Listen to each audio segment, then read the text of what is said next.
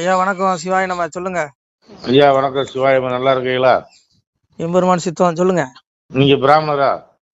நான் நாடாரு. ஏன் அப்படி நல்லா இருப்பீங்க. என்ன பிராமணத்தை எல்லாரும் தாக்குவாங்களா? அதுதான் கேட்டேன். நான் என்ன சொல்றேன், ஜாதிய பாகுபாடே வேண்டாங்கிறேன். நான் ஜாதியை பத்தி பேசுறேங்க. எல்லா மனிதர்கள் கருப்பு சட்டை போட்டு பிசாசு குரூப் ஒன்று இருக்கு.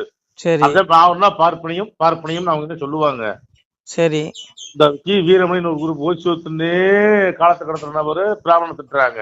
சரி இந்த மதியவரன் ஒண்ணு இருக்கு, மண்டையில மூளையும் இல்ல, உள்ள முடியல மூளையும் இல்ல. சரி அது முளைக்கவே இல்லை, அதெல்லாம் பேசிட்டு இருக்கு பிராமணர்களை.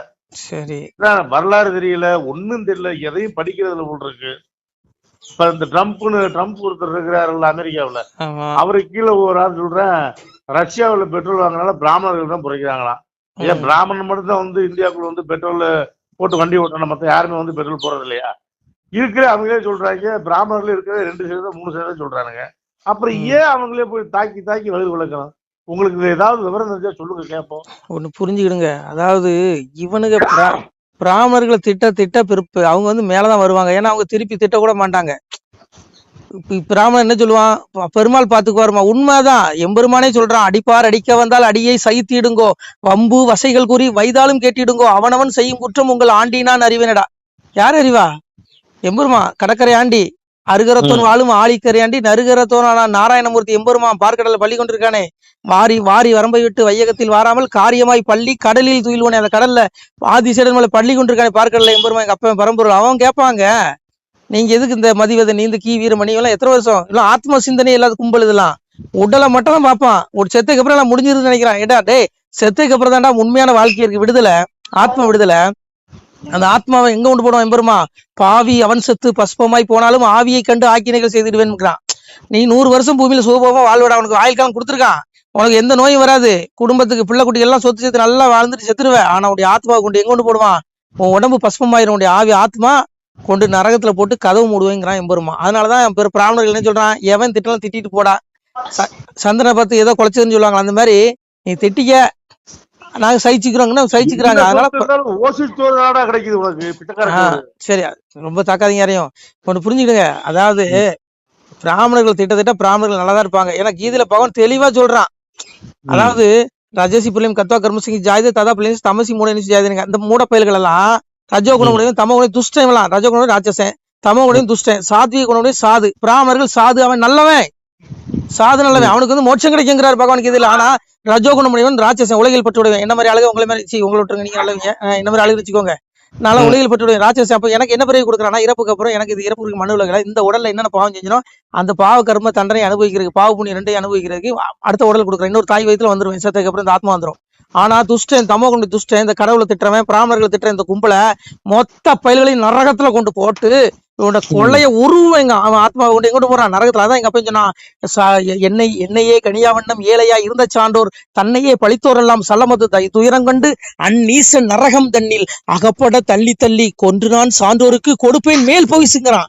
மேல் போயிச்சுன்னா மோட்சம் முக்தி மேலான கதியை கொடுக்குறேங்கிறான். அந்த சாதுக்கள் பிராமணர்கள் போல நல்லவர்களுக்கு, பிராமணர்கள் மட்டும் நல்லவர்கள் நான் சொல்லல, எல்லா ஜாதியிலும் நல்ல மனிதர்கள் இருக்காங்க, எல்லாத்துக்கும் மோட்சம் கிடைக்குங்கிறான். அப்போ இந்த பிள்ளைகளை திட்டுறவன் ஒடுக்குறவன் இந்த கும்பல ஆத்மாவெல்லாம் கொண்டு நரகத்துல போட்டு நடு கேப்பேன். இவன் சாகுற வரைக்கும் இவன் மன்னிக்கணும். இவனுடைய ஆயுள் தீர்க்கமா மீளா நரகம், அதாவது நரகத்திலே தான் இருப்பான், எங்கேயும் வர முடியாது. இல்ல எனக்கு அவ்வளவு பெரிய ஆசை, சின்ன ஆசை. தாமரக்கணி மறுபடியும் ஒரு ரவுண்டு பிறந்து வந்தா நல்லா இருக்கும். சரி, இறந்தாருல்ல, இறந்து போயிட்டாங்க, நல்ல மனுஷன். சரி, எனக்கு நாங்க பாருங்க கடந்த கால நிகழ்வு எல்லாம் கி வீரமணிக்கு ஞாபகம் வந்துருக்கு. சரியா, ஒண்ணு புரிஞ்சுக்கோங்க. இதெல்லாம் பிராமணர்களை திட்ட பிராமணர்கள் நல்லா இருப்பாங்க. ஏன்னா பிராமணர்கள் கடைசி பிறவிங்க. நான் சொல்லலைங்க, கீதையில சொல்றான், சாதுர் வன்னியம் மாயா சிஸ்டம் குணகர்ம விபாசக கர்த்தாரும் அவியங்கிறான் லாஸ்ட்ல. அதாவது பிராமணர்களுக்கு என்ன கிடைக்குமா? கடைசி பிறவி. அதாவது நான் கர்மத்தின் அடிப்படையிலே உயிரினங்களை தோற்றுவிக்கிறான். ஒருத்தர் பிராமண குலத்துல பிறந்துட்டாலே போதும் அவனுக்கு மோட்சங்கிறான். ஏன்னா அவனுக்கு 4 வேதங்கள், இது 6 சாஸ்திரம், 96 தத்துவம், 32 அறம் ஒவ்வொரு பிராமணர்களுக்கும் தெரியும். அவன் அதைப்படி முறைப்படி கடைபிடிப்பான், அதனால மோட்சத்துக்கு போயிடுவான். இது புனிதமான பிறவிங்க. நான் சொல்லல, கீதையில பகவான் சொல்றேன். அதுக்காக மற்றவங்க எல்லாம் தாழ்ந்த பிறவின்னு பகவான் எந்த இடத்துலயும் சொல்லல. எல்லாருமே அவனவன் கடமையை செஞ்சு பண்ண. நாடாரு எனக்கு குல தொழில் பணம் ஏறுறது, நான் என் தொழிலை செஞ்சுன்னு வச்சுக்கோங்க, என் கடமை. இன்னைக்கு வியாபாரம் பண்றோம், வியாபாரம் பண்ணாலும் சரி, இன்னைக்கு பழைய பாத்திர கடை, இரும்பு கடை, இப்படி எல்லாமே வச்சிருக்காங்கன்னு வச்சுக்கோங்க. அவன் கடமையை செய்யு, உனக்கு மோட்சம் கிடைக்குங்கிறாரு. உட்கார்ந்து திங்க கூடாது, அதான் ஏன் பகவான் சொல்றான். சொல்றேன் கேளுங்க, நீங்க அதை கொஞ்சம் அமைதியாங்க. அதாவது சொல்றான் பாருங்க, சாதுரோன்யம் மாயா சிஸ்டம் குணகர்ம விபாசக கத்தாரம் அவியங்கிறான்.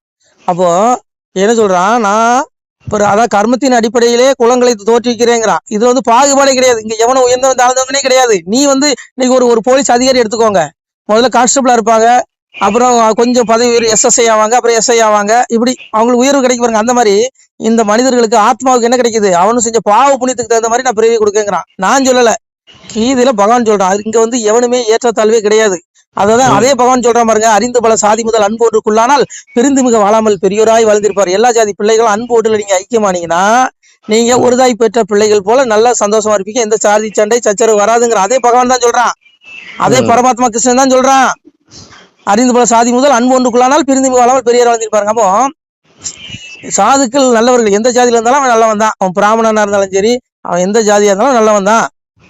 இவனுங்க வந்து வேணுனே இந்த ஓட்டுக்காக இந்த ஜாதிய பிரச்சனையை உண்டு பண்ணுவானுங்க. நீ பிராமண தலையில உதிச்சோம், பிராமணன் நீங்களும் காலில் வந்தீங்கன்னா குத்தி விடுவான். டே பகவான் எந்த இடத்துல சொல்ல, எல்லாரும் என்னுடைய பிள்ளைகள்ங்கிறான். புரியுதா உங்களுக்கு? எல்லாமே இறைவனோட குழந்தைகள் தான், எல்லாமே நான் தான் படைச்சேங்கிறான். சாமி அதான் சொன்னாரு, உண்டாக்கி வைப்பதும் நான் உலகில் அழிப்பதும் நான் மகனே, கண்ணு மக்கா என் சூத்திரத்தை கண்டறிந்து வாருங்கப்பா 13 குளிர்ந்து பாடுகிறேன் சிவகாண்டாங்கிறான். பரம்பொருளை சொல்றான். இந்த உலகத்துல உண்டாக்குறது படைக்கிறது எல்லாம் நான் தான். ஆனா நம்ம சேர்த்து இப்ப நானே இருக்க, நான் சேர்த்து போயிட்டு வச்சுக்கோங்க, என் ஆத்மா நான் என்னென்ன பாவம் செஞ்சோம் அதுக்கு தகுந்த மாதிரி என்ன சொல்றான், அந்தந்த ஜீவராசிகள் செய்த கர்ம வினை கேட்டவாறு அவர்களை படைக்கிறேங்கிறான். நான் செஞ்ச பாதுக்கு தகுந்த மாதிரி என்ன வந்து பிச்சைக்காரனாவோ இல்ல ஒரு நோய் நொடியிலையோ என்ன வந்து ஒரு ஏற்றத்தாழ்வோ எதுலயோ ஒண்ணு படைச்சிருவான். அதனால அதுக்காக நான் பகவானை குறை சொல்லி என்ன பிரச்சனை, நான் செஞ்ச பாவம் எப்படி கடவுள் நீ குறைச்சிட முடியும்? கடவுள் எதுக்கும் காரணம், நீ செஞ்ச கர்மம் அனிஷ்டம் இஷ்டம் திரிதம் கர்மங்கிறான். பௌத்த தியாகம் பிரதேச சன்னியாசம் கசித்துங்கிறான். அதாவது என்ன சொல்றான், இம்மனிதர்கள் கர்மத்தின் பயனை தியாகம் செய்யாத மனிதர்களுக்கு கர்மத்தின் பயனான நல்லதும் தீயதும் மேலும் இரண்டும் கலந்ததுமான பயன்கள் இறந்த பிறகு கட்டாயம் கிடைக்கும். நீ செத்ததுக்கு அப்புறம் நீ செஞ்ச பாவத்தை உடைய ஆத்மா அனுபவிக்கும். அந்த உடல் செத்து போயிடும். உடல் ஒண்ணு பண்ண முடியாது, உடல் இயந்திரம். பகவான் சொன்னாய் என்ன சொல்றான், ஈஸ்வர சர்வபூதானம் பிரமேன் சர்வபூதன் எந்திரோட மாயேங்கிறான். அதாவது சிவபிரமண ஈஸ்வரனான் எல்லா ஜீவராசிகளும் இதயத்தில் இருந்து கொண்டு அந்தந்த ஜீவராசிகள் செய்த பாவ கர்ம வினை கட்டவர் சொல்ல செய்து கொண்டு இருக்கிறான். உங்களுக்கு தண்டிக்கிறதா வந்தான், உங்களுக்கு சுகபோகத்தை கொடுக்கறதா அவர்தான், ஒருத்தரை மந்திரியாக்குறதா அவன்தான், ஒருத்தரை ஓட்டு போட வைக்கிறதா வந்தான், ஒருத்தரை போஸ்டர் ஓட்ட வைக்கிறதா வந்தான், ஒருத்தரை வந்து CM ஆக்குறதா வந்தான், ஒருத்தர் பிரதமர் ஆக்குறதா வந்தான். எல்லாம் வந்தாங்க. எல்லாம் அதான் சொன்னாலா, எவரவர் இருந்து மணியம் பண்ண வேண்டும் என்றாலும் எந்த முக்கால் அடிக்குள்ளான சிவனேங்கிற பரம்பொருள் மாய கிருஷ்ணன் சொல்றான். எவரவர் இருந்து மணியம் பண்ண வேண்டும் இந்த முக்கால் அடிக்குள்ள இந்த பூமி பெருமாளுடைய பாதத்துல முக்கால் அடிக்குள்ள இருக்கு.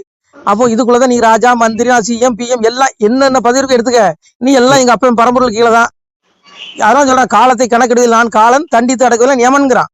நான் தானே யமன், நான் தானே காலை. ஒவ்வொரு ஜீவராசிக்கும் காலை கொடுத்துறேன். இத்தனை வருஷம் உனக்கு உண்டு, அது வரைக்கும் நீ நல்லதை கட்டு, நீ உன் விருப்பம் உனக்கு சுதந்திரம் கொடுத்துறான், நீ எதோ சரியா நீ இதை அனுபவிப்பேங்கிறான். புரியுதா உங்களுக்கு? எனக்கு புரியுது. அதான் சாமி சொன்னா சொல்றாரு பாருங்க, வையகத்தில் கொலை களவு மாது சூது பிறன் மோகம் செய்யாத தீவினைகள் செய்த பேர்கள் உண்டுமானால் அகில கிடங்கில் வாழுகின்ற ஆளி புழுக்கு இறையாவீர் முன்கணக்கும் பின்கணக்கும் முதற்கணக்கும் நான் கொடுத்து கணக்கை இருந்து விட்டேன், கணக்கிடம் துரத்து விட்டேன், வாழும்பள்ளி மேலவாசல் ஒன்றை அடைத்து விட்டேன், பட்டம் தனையத்தவர்களை பார சிறை வைத்துடுவேங்க. இந்த ஆத்மாவை முன்கணக்கு பின்கணக்கு எந்த கணக்கும் பார்க்க மாட்டான். அந்த துஷ்டபைல்களை இன்னைக்கு பிராமணர்கள் திட்டமா இவனுங்களெல்லாம் கொண்டு உனக்கு சங்க பிடிச்சவங்கள ஆத்மாவை உடலை பிடிக்க மாட்டான். சங்க நாள் முடிஞ்சவங்களும் எம வந்து சங்க பிடிச்சு கொண்டு போய் எம்பெருமான் என்ன பண்ணுவானா, நரகுல ஆளி கிடங்கில் வாழ்கிட்டு ஆளி புழுக்கிறார். ஆளி ஒரு பெரிய கடல் இருக்கா நரகத்துல, அந்த கடல் முழுவதும் புழுவா இருக்குமா, அந்த இடத்துல ஆத்மாவுக்கு தூக்கி வீசிடுவான் பாட்டுக்கு வந்துருவான். அது மட்டும் கிடையாது, இவனு சனாதனத்தை திட்டுவான். சனாதன தர்மத்தை திட்டத்தை சொல்றீங்களா, சனாதன தர்ம திட்டம் என்ன தண்டை அதையும் சாமி சொல்றாரு. என்ன சொல்றாரு, மனுமொழி இதுவாம் என்று மதத்துடன் பேசுவோருக்கு இனிதல்ல வீண்டான் நீட்டி ஏம்பிய பயண தன்னை குனிதவள் துர்க்கை சென்று கொண்டவள் நரகம் பூத்தி கணிதுடன் துர்க்கை வாரி கடல் திருத்தல் மாடுவலைங்க. அப்போ இவனுக்கு ஏமா வர மாட்டானா, அந்த துஷ்டவில்களுக்கு துர்க்கை போய் ஆத்மா பிடிச்சு விட்டு கடலை வீசிட்டு குளிச்சுட்டு போயிடுவான். சனாதன தர்மத்தை இந்து தர்மத்தின் நூல்களை கடவுள்களை திட்டவன் ஏமனோ அவனுக்கு இந்த தண்டனை பரம்பொருள் சொல்றாங்க. அவன் வார்த்தை பொய்யாகுமா? ஏங்க இவன் ஆத்மாவை பாக்குறது இல்லைங்க, வெறும் உடலை மட்டும் தாங்க பாக்குறது. உடல் மண்ணாகட்டியே பாக்காதீங்க, ஆத்மாவை மட்டும் பாருங்க. ஏன்னா உடல் அழிஞ்சு போயிடும், ஆத்மா அழியாது. உலகமே அழிஞ்சாலும் ஆத்மா அழியாது. ஆனா அந்த ஆத்மாவுக்கு ஆக்கினை உண்டு, தண்டனை உண்டு நரகத்துல. நான் சொல்ல பரம்பொருள் சொல்றாங்க. சாமி அதான் சொன்னா, பக்தி சோதித்தே பல நாளும் காத்திருந்த வித்திகன் இணை வந்து வேண்டார் மேல் வீடு இழந்து. அவனுக்கு மோட்ச வீடு கிடைக்காத, செத்து இறந்து தீ நரக சீல் கூட்டிலே அடைக்க கொத்தி இருந்த புழு கிழந்து வச்சுருக்க. புழு அப்படியே நெளியுமா உடம்பு ஆத்மாவில, அப்படியே ஆத்மா நரத்துவங்க போட புழு அப்படியே உடம்பெல்லாம் ஏறுமா. நினைச்சு பாருங்க, கற்பனை பண்ணி பாருங்க. இவங்கெல்லாம் தப்பே பண்ண வேண்டாம். இவங்க ஏங்க ஆத்ம சிந்தனை இவங்களுக்கு இல்லங்க. இந்த கும்பலுக்கு அதையும் முடிச்சு தும்ப புளியும் தின்று வாங்குறீங்களா? சொல்ல முடியாது. சரி தின்ட்டு போறானுங்க, விட்டுருங்க. இங்க பாருங்க, சரி ஒண்ணு புரிஞ்சுக்கோங்க. இங்க பிராமணர்கள் போன்ற நல்லவர்களை சாதுகளை எவன் திட்டானோ அவனுக்கு தண்டனை பரம்பொருள் கொடுக்குறான். நீங்க ஏங்க போட்டு கதறிட்டீங்க? விட்டுருங்க. அவங்களே கண்டுக்கிறது இல்ல. அவங்களுக்கு தெரியுங்க. அவங்க எல்லா சாஸ்திரம் படிச்சிருப்பாங்க. எவனுக்கு என்ன தண்டனை, இந்த வீரமணி திட்டுறனால வீரமணிக்கு என்ன தண்டனை, இந்த பொண்ணு அந்த என்ன மதிவதனி திட்டு அதுக்கு என்ன தண்டனை, எல்லாமே எம்பெருமான. ஏங்க பிராமணர்கள் ஞானம் உள்ளவருங்களே. நான் பாருங்க, சாதாரண பண்ணவருங்க. நான் யாரு, ஒரு பனையேறி குடும்பத்தில் பிறந்த எங்க அப்பா இப்பவும் பலதான் இருறாரு. நானே என்ன பாருங்க, எனக்கே இறைவன் இவ்வளவு ஞானம் கொடுத்துருக்கும் போது 96 தத்துவம் 32 அறம் 6 சாஸ்திரம் 4 வேதங்கள் கற்ற ஒரு வேதியனுக்கு எவ்வளவு ஞானம் இருக்கும். நம்ம எதுவுமே அவங்களுக்கு சொல்ல வேண்டிய இல்லைங்க. அவங்களுக்கு எல்லாம் தெரியும். அவங்க அதனாலதான் அடைச்சி போடான்னு போயிடுவாங்க. பிராமணனுக்கு ஒரே ஒரு சிந்தனை தான் இருக்கும், ஆத்ம சிந்தனை. பிரம்மத்தை வந்தவன் அவனுக்கு தெரியும் மோட்சம் அடையணுங்கிறது. அதனால நீங்க பிராமணர்களை பாருங்க, பிராமணர்கள் கூந்தல கூட ஒருத்தனாலையும் தொட முடியாது. போன வைங்க. நமச்சிவாய். சொல்லுங்க ஐயா, வேற என்ன சந்தேகம்? ஐயா, பிராமணர்களை யார் திட்டினாலும் உங்களுக்கு தண்டனை உண்டு? பிராமணர்கள் நான் திட்டினாலும் தண்டனை உண்டு, நீங்க திட்டினாலும் தண்டனை உண்டு, எவன் திட்டினாலும் தண்டனை உண்டு. எவனும் இதெல்லாம் தப்ப முடியாது பாவத்துல இருந்து. நான் சொல்லல, பகவான் சொல்றான். தேவர்கள் போய் முறையிடுறான். பூமியில வந்து கலியுகத்தினால, இந்த களி கொடுமையினால பிராமணர்கள் போன்ற சாதுகள் இடுக்கப்படும் போது பெருமாள் கிட்ட போய் தேவர்கள் முறையிடுறான். யாரு? விண்ணுலகத்துல இருக்க தேவர்கள் போய் முறையிடுறான். எம்பெருமானே, கலியுகத்துல சாதுக்கள் நல்லவர்கள் நசுக்கப்படுகிறார்கள், எப்பப்பா இதை களி எடுக்கத இந்த களியை அழிப்படி கேட்கும் பொழுது இருங்க. சொல்லுங்க. இந்த சினிமா படம் எல்லாம் பெரிய தலையில எது முளைச்சிருவோம், சேரன் ஒருத்தர் இருக்கான் பாருங்க. சரி, அவன் எது பேசியிருக்கான் இழிவுபடுத்தி. சரி, எல்லாத்துக்கும் உண்டுங்க, ஒருத்தனுக்கு தப்ப முடியாதுங்க. படம் எடுத்துட்டா என்ன அவங்களுக்கு கிரீடம் முளைச்சிருமோ? அதுதாங்க. அங்க பாருங்க, சாமி சொல்றாரு. சாமிகிட்ட போய் தேவர்கள் முறையிடும் போது சுவாமி சொல்றாரு, பெருமாள் நாராயணன் சொல்றான், எல்லாம் சான்றோர் கையாலே எள்ளு நீரும் களிக்கிரைத்து பொல்லா களியை நரகமதில் புக்க அடித்து பேயோடு கொல்ல விடைகள் கொடுப்பேன் நான் கூண்ட சான்றோர் கையதிலே வல்லோர் புகழும் தேவர்களே மனமது சடைய வேண்டாமேங்கர். வல்லோர் நல்லவர்கள் புகழக்கூடிய தேவர்களே, நீங்கள் ஒன்னும் வருத்தப்பட வேண்டாம். இந்த படுவாவிகளை கொன்னு என்னுடைய ஆத்மாவை தேவசம் பண்றதுக்கு பிராமணர்களை வச்சு தேவசம் பண்ணுவேங்கிறான். சாதுக்களை வச்சு நல்லவர்களை வச்சு தேவசம் பண்ண வைப்பேங்க. என்ன சொல்ல பாருங்க, எல்லாம் சான்றோர் கையாலே எள்ளு நீரும் களிக்கிரைத்து பொல்லா களியை நரகமதில் புக்க அடித்து பேயோடு கொல்ல விடைகள் கொடுப்பேன் நான் கூண்ட சான்றோர் கையில். தேவர்கள் மனதடைய வேண்டாம். கலியும் கொஞ்ச நாள் தான். கலியோ விளைந்து போச்சு, சக்கரா இதத்துக்கு இறை காணும் பருவமாச்சு சிவனைங்கிறான். கொஞ்ச நாள் இந்த களி அடிச்சு நல்ல பிள்ளைகள்லாம் தர்மகத்துல வாழ்வுக்கு எடுப்பேன், இவனுக்கு எல்லாம் நரகத்துல தள்ளுவேங்கிறான். அதனால எல்லாம் பெருமாள் பாத்துக்கிடுவாரு. சரி வைங்க போன. நன்றிங்க ஐயா. சிவாய நம. திருச்சிட்டம்பலம், தில்லையம்பலம், பொன்னம்பலம். சிவாய நம. உறவுகளே, சிவ அன்பர்களே, தற்போது தாங்கள் இந்த வீடியோவில் பார்க்கக்கூடிய இடத்துல ஒரு சிவாலய திருப்பணி ஒன்று நடந்து கொண்டிருக்கிறது. இந்த இடத்துல பார்த்தீங்கன்னா முன்பு ஒரு காலத்தில் வந்து ஒரு சிவாலயம் இருந்திருக்குது. அதாவது இந்த ஏரியா வந்து இப்போ வந்து ஒரு தென்னை மரங்கள் பனைமரங்கள் சூழ்ந்த காடாக இருக்கிறது.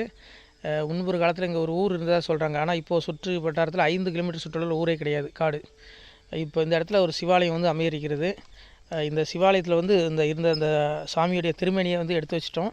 திருப்பணி முடிஞ்சதுக்கப்புறம் பிரதிஷ்டை பண்ண இருக்கிற உறவுகளே, தற்போது இந்த வீடியோ பார்க்கக்கூடிய உறவுகள் தங்களால் முடிந்தால் ஒரு சின்ன உதவி செஞ்சு கொடுங்க. எங்கள் இடத்துல பொருளாதாரம் இல்லை, அதனால் பார்த்திங்கன்னா அந்த வேலையெல்லாம் அப்படியே நின்று போச்சு. பாருங்கள், இந்த அப்படியே பாதியிலே நிற்கிது இந்த சிவாலய திருப்பணி வந்து. பக்த கோடிகள், அன்பு உள்ளங்கள், தயவுசெய்து நீங்கள் உதவி செய்ய விருப்பமுள்ள உறவுகள் உதவுங்க. உங்களுக்கு கோடி புண்ணியம் கிடைக்கும். இந்த சாமியோடைய அருள் அனுகிரகம் உங்களுக்கு கண்டிப்பாக கிடைக்கும். இது வந்து ஒரு புகழ்பெற்ற சிவாலயம்னு கூட சொல்லலாம். சாமியோட திருமணியை எடுத்து வச்சிட்டோம். இந்த இடத்துல பார்த்திங்கன்னா ஒரு வாசி தண்டம் இருக்குது. அந்த காலத்தில் ஒரு முனிவர் யாரோ தவம் செஞ்சுருக்காங்க. அவங்களுடைய வாசி தண்டம் அவர் திருக்கரங்களால் எழுதின ஓலைச்சுவடி கூட இன்றும் இருக்குது, இன்னும் பாதுகாக்கப்பட்டு வருது. அது கோயில் திருப்பணி முடிஞ்சதுமே அதையும் நாங்கள் அந்த வழிபாட்டுக்கு வச்சுடுவோம். இந்த சிவாலய திருப்பணி வந்து சாமி திருநாமம் வந்து முக்தீஸ்வரர் அப்படிங்கிற திருநாமத்தில் வழங்குறாரு. நெல்லை மாவட்டம் நாங்குநேரி தாலுகாவில் இந்த சிவாலயம் அமைய இருக்கிறது. உறவுகளே, இந்த வீடியோ பார்க்கக்கூடியவங்க ஒரு 2 பேருக்காவது கொஞ்சம் ஷேர் பண்ணுங்கள். இந்த வீடியோ பார்க்கக்கூடிய யாராவது ஒரு சின்ன உதவி செஞ்சால் இந்த ஆலய திருப்பணி வந்து கண்டிப்பாக நாங்கள் வெற்றிகரமாக முடிச்சுடுவோம். பாருங்கள், அந்த வேலை எல்லாமே அப்படியே நிற்கிது. கல்லெல்லாம் இறக்கி போட்டிருக்கோம். இன்னும் நிறைய கற்கள் தேவைப்படுது. சுவாமியோடைய அந்த திருக்கோபுரம் பார்த்திங்கன்னா லிங்க வடிவிலே அமைக்க இருக்கிறோம். உதவுங்கள் உறவுகளே. உங்களுக்கு அப்பா சிவபெருமானுடைய அருள் நிச்சயம் கிடைக்கும். எம்பெருமான் சொல்வான், வாழுவீர் தாழ்வில்லாமல் மக்களும் கிளைகள் கொஞ்சி நாளுமே மகிழ்ச்சியை கூர்ந்து நலமுடன் வாழும்போது நீளுமே எனது செங்கோல் நீதியும் நெறிபோல் வந்து ஆளுமே உங்கள் தன்னை அன்புடன் அலையாவண்ணம். உங்களை எம்பெருமானுடைய அப்பாவுடைய திருவாசகத்தாலேயே வாழ்த்துறோம் உறவுகளே. ஆணுடன் பெண்ணும் பெற்று அதிகமாய் செல்வமாகி தானுடன் நினைவுமுற்று தர்மமும் நெறியும் கற்று வேணும் நீள் காலமெல்லாம் வெள்ளியர் உடனே வாழ்ந்து போனுதல் கமலநாதன் பொற்பதம் பெற்று வாழ்வீர்.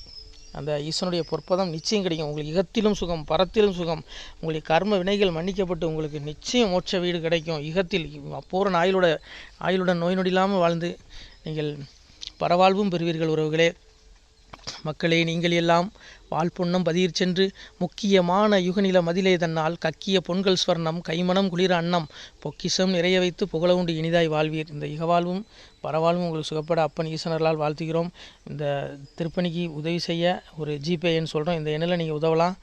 நீங்கள் இந்த எண்ணிலே நீங்கள் தொடர்பு கொள்ளலாம். ஜிபே, ஃபோன்பே, வாட்ஸ்அப் எல்லாம் இந்த நம்பர் தான். 93 85 44 31 06 93 85 44 31 06 இந்த எண்ணில் நீங்கள் உதவலாம். தொடர்பும் கொள்ளலாம். வாட்ஸ்அப்பும் இந்த எண்ணு தான், ஜிபே இந்த எண்ணு தான் உறவுகளே. முடிந்த அளவுக்கு ரெண்டு பேருக்காக ஷேர் பண்ணுங்கள். இந்த வீடியோ பார்க்கக்கூடிய யாராவது ஒருத்தர் சின்ன உதவி நீங்கள் பெரிய அளவில் செய்யணும் கூட, நீங்கள் ₹1 நீங்கள் தந்தாலும் மனசார வேண்டி ஏற்றுக்கிறோம் உறவுகளே. உதவுங்கள். முடிஞ்ச அளவுக்கு ஷேர் பண்ணுங்கள். நன்றி. சிவாய நம. திருச்சிற்றம்பலம், தில்லையம்பலம், பொன்னம்பலம். உறவுகளே, நம்ம இந்த இடத்துல வாழ்ந்து மறைந்த ஒரு சித்த மகாபுருஷர் பயன்படுத்திய பல 100 ஆண்டுகளுக்கு முன்பு உள்ள வாசி தண்டம் ஒரு சித்த மகாபுருஷர் பயன்படுத்தியது. அவர் திருக்கரங்களால் எழுதிய அந்த ஓலைச்சுவடி கூட பாருங்கள், இன்னும் பாதுகாக்கப்பட்டு வருது. இந்த சிவாலயம், நம்முடைய அந்த சிவாலய திருப்பணி முடிந்ததுமே எம்பெருமான் அவர் எழுதிய அந்த சிவனை பற்றி புகழ்ந்து எழுதிய அந்த பாடல் வரிகள் இதில் இருக்குது. இந்த வாசி தண்டம் அவர் பிரதிஷ்டை செய்த அந்த லிங்க திருமேனியையும் இந்த இடத்துல நாம் இந்த ஆலயம் கட்டி நாம் பிரதிஷ்டை செய்திருக்கிறோம். அனைவரும் இந்த ஆலய பிரதிஷ்டைக்கு கண்டிப்பாக வரணும். முடிஞ்ச அளவுக்கு வீடியோ பார்க்குறவங்க உதவி பண்ணுங்கள் உறவுகளை. பொருளாதாரம் இல்லாமல் திருப்பணி நின்று போச்சு. முடிஞ்ச அளவுக்கு ஷேர் பண்ணுங்கள், உதவுங்க. நன்றி. நம சிவாய. திருச்சிற்றம்பலம், தில்லையம்பலம், பொன்னம்பலம். இந்த புண்ணிய பலன் தங்களுக்கு உடான கூடிய வரும் உறவுகளை. நம சிவாய்.